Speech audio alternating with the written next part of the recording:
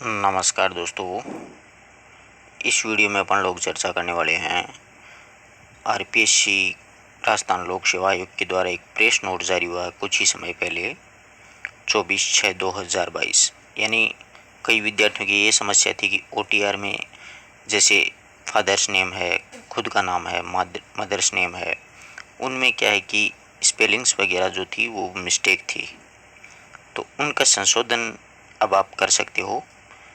तो ये press note अपन पूरा पढ़ते हैं। देखिए कि आयोग के द्वारा माह जनवरी 2022 में एक ओटीआर प्रक्रिया लागू किए जाने के उपरांत ऑनलाइन आवेदन आमंत्रित किए जाने पर अभ्यर्थियों के जन आधार कार्ड या फिर आधार कार्ड में दर्ज जो सूचनाएं होती है ना, जैसे नाम वगैरह, स्वयं का नाम, पिता का नाम, लिंग, जन्म तिथि, सिस्टम के द्वारा ऑनलाइन स्वतः दर्ज कर ली जाती है, यानी ऑटोमेटिक वो दर्ज कर लिया जाता है।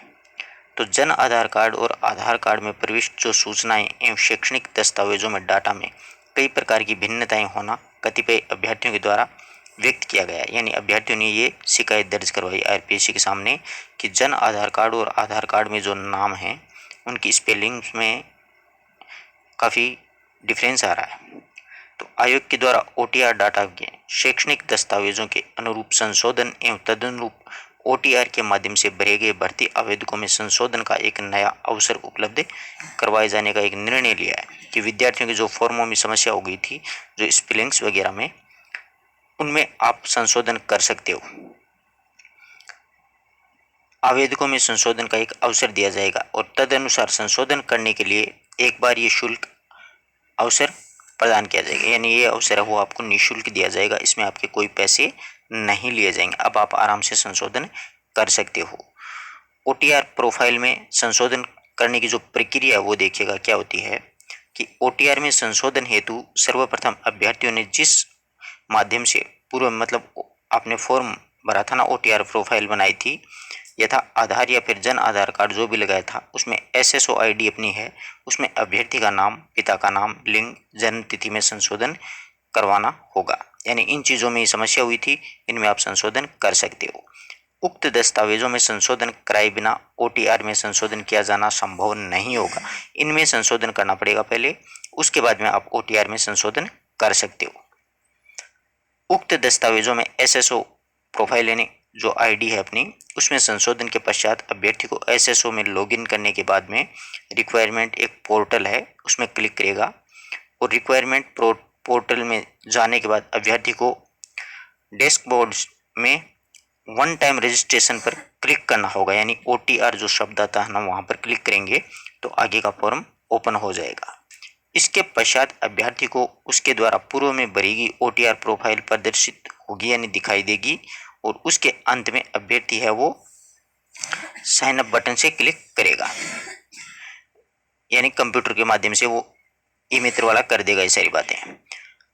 इस बटन पर यानी साइन अप बटन पर क्लिक करने के पश्चात अभ्यर्थी को मोबाइल नंबर, आधार, जन आधार, एसएसओ आईडी या फिर इंदिरा वो दर्ज किए गए जो भी मोबाइल नंबर है ना, उस पर मतलब एक मैसेज आएगा ओटीपी। अभ्यर्थी ओटीपी दर्ज करने के बाद में वेरीफाई बटन पर क्लिक करके ओटीपी सत्यापित करेगा। यानी ओटीपी तो बहुत आए थे अब की बार फॉर्म अप्लाई किया था तब।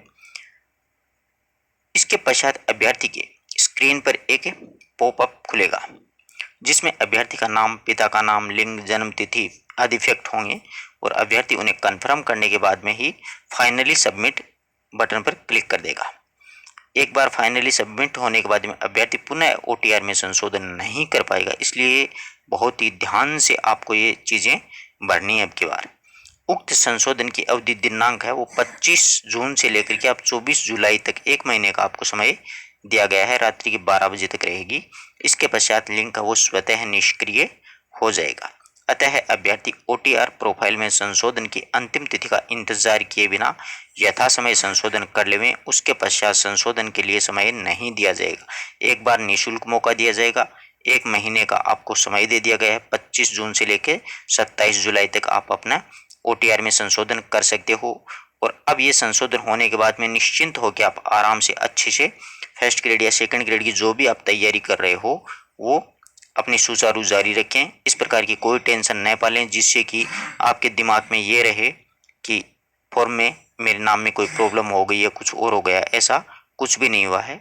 इसलिए आप लोग आराम से फॉर्म अप्लाई कर दीजिए, उसमें संशोधन कर दीजिए। फॉर्म तो अप्लाई हो गए, अब तो लास्ट डेट है वो भी चली गई है, और अपनी तैयारी को जारी रखिए। ये जो समस्या थी आपके दिमाग में, एक बहुत बड़ा जंजाल सा चल रहा था, काफ़ी समय से मेरे पास भी फ़ोन कॉल मैसेजेस आ रहे थे।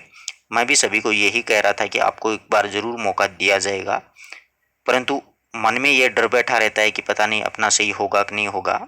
ऐसा कुछ भी नहीं है। देखिएगा, आप लोग आराम से तैयारी कीजिए। अब आपको पूर्ण मौका भी दे दिया गया है। अच्छी तरीके से पढ़ते रहिए। ये OTR में संशोधन जरूर कर लेवें, अन्यथा दोबारा इस प्रकार की छूट पता नहीं गवर्नमेंट दे या ना दे, परंतु अभी संशोधन कर लेते हैं SSOID OTR वगैरह में, तो आगामी जीवन में अपने को कभी भी किसी भी प्रकार की समस्या का सामना नहीं करना पड़ेगा। अपने जो मित्रगण हैं, जो दोस्त लोग हैं, उन तक भी ये सूचना जरूर पहुंचा दीजिएगा। और ये अगर आपको PDF के रूप में चाहिए तो आप टेलीग्राम का लिंक आपको डिस्क्रिप्शन में दे रखा है, उससे टेलीग्राम ज्वाइन कर लीजिए, और वहाँ से आपको अनेक प्रकार की मतलब पढ़ाई से संबंधित वीडियोज़ और PDFs वगैरह उपलब्ध होते रहेंगे। धन्यवाद दोस्तों।